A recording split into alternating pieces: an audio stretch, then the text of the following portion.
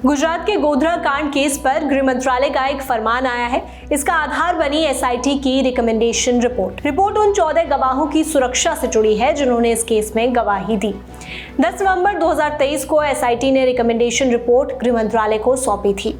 इन 14 गवाहों की सुरक्षा का जिम्मा सीआईएसएफ के 150 जवानों को सौंपा गया था, लेकिन अब गृह मंत्रालय की ओर से आए आदेश के बाद इन गवाहों की सुरक्षा हटा दी गई है।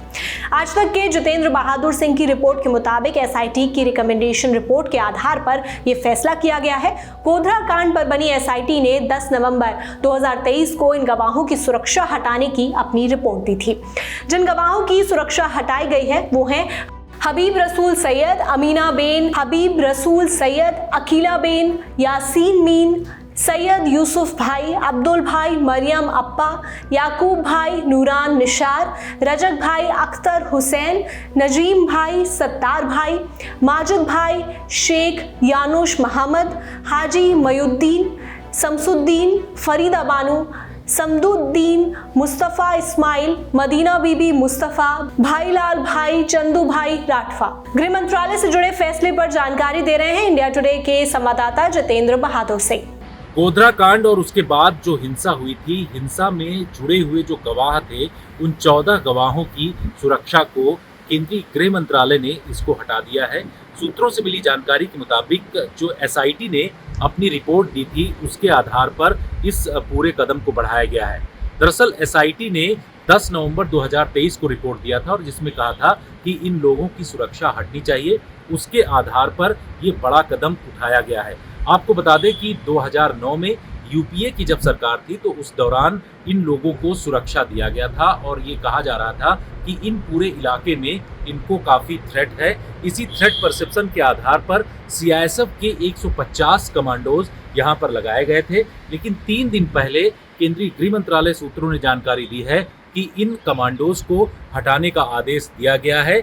जल्द ही ये वहाँ से हटा लिए जाएंगे। केंद्र सरकार के इस फैसले पर कांग्रेस सांसद प्रमोद तिवारी ने आपत्ति जताई। गोधरा कांड को बीते अरसा हो गया, उसके गवाह अदालत में फैसले भी हो गए, लेकिन गवाहों को फुल प्रूफ सुरक्षा देना सरकार की जिम्मेदारी है। केंद्र सरकार ने किन परिस्थितियों में से वापस लिया वो तो नहीं, लेकिन जो संवेदनशील मुद्दे हो, खास तौर से जहां पे उन्माद हो, धार्मिक उन्माद हो, वहां पर उन्हें सुरक्षा दी जानी चाहिए। केंद्र सरकार ने क्यों वापस लिया, इसकी जवाब तो केंद्र सरकार दे। अब आपको 14 साल पीछे ले चलते हैं। साल था 2011 का, जगह अहमदाबाद की साबरमती सेंट्रल जेल।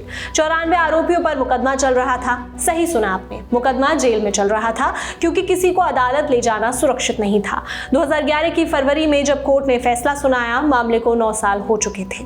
इस दरमियान फाइल हुई दर्जनों चार्जशीट, कॉन्स्पिरेसी थ्योरीज के दौर चले, मीडिया रिपोर्ट्स आई, डॉक्यूमेंट्रीज बनी, जांच कमेटियों की पोथी भर रिपोर्ट सामने आई। आप जानते ही हैं कि 27 फरवरी 2002 के दिन गुजरात के गोधरा स्टेशन पर खड़ी साबरमती एक्सप्रेस में आग लगी थी। राम जन्मभूमि आंदोलन का दौर था। ये ट्रेन अयोध्या से कार सेवकों को लेकर लौट रही थी। कोच नंबर S6 में लगी आग से 59 लोग जिंदा जल गए। देखते ही देखते गुजरात दंगों की आग में झुलसने लगा था। साबरमती एक्सप्रेस केस में जांच के बाद पुलिस ने 94 आरोपियों के खिलाफ चार्जशीट दाखिल की। शुरुआती सुनवाई में कोर्ट ने माना कि यह हादसा कोई एक्सीडेंटल केस नहीं था, बल्कि एक सोची समझी साजिश थी। कोर्ट ने 11 आरोपियों को फांसी और 20 को आजीवन कारावास की सजा सुनाई। बाकी 63 आरोपियों को बाइज्जत बरी कर दिया गया। बरी होने वालों में वो भी शामिल था जिसे पहले मुख्य आरोपी माना जा रहा था। मामला हाईकोर्ट गया। 2017 में गुजरात हाईकोर्ट ने भी इस केस में फैसला सुनाया। बस फर्क इतना था कि जिन 11 लोगों को फांसी की सजा सुनाई गई थी, उनकी सजा को आजीवन कारावास में बदल दिया गया। 22 साल से ज्यादा वक्त बीत गया है। अब ये मामला सुप्रीम कोर्ट में लंबित है। गोधरा कांड पर हमने अपने शो आसान भाषा में विस्तार से बात की है, उसका लिंक भी आपको डिस्क्रिप्शन बॉक्स में मिल जाएगा। खबर लिखी है रजत ने, मेरा नाम श्रुतिका है। आप देखते रहिए दी लंदन टॉप। शुक्रिया।